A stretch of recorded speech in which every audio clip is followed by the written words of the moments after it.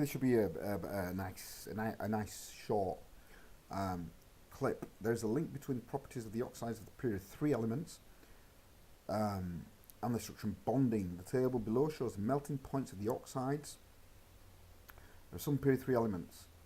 In terms of crystal structure and bonding, explain in each case why the melting points of sodium oxide and silicon dioxide is high. Now, let's have a look.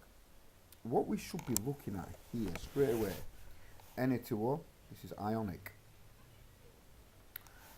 Silicon dioxide, this is covalent. So ionic bonds.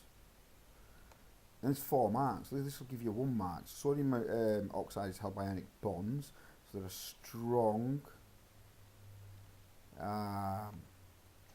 forces, electrostatic forces, and forces between the ions.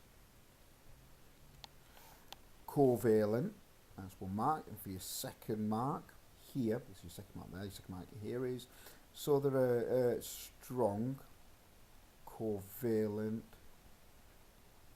bonds between the atoms. That's short and sweet. And that is the end of that very, very short clip, which makes a change.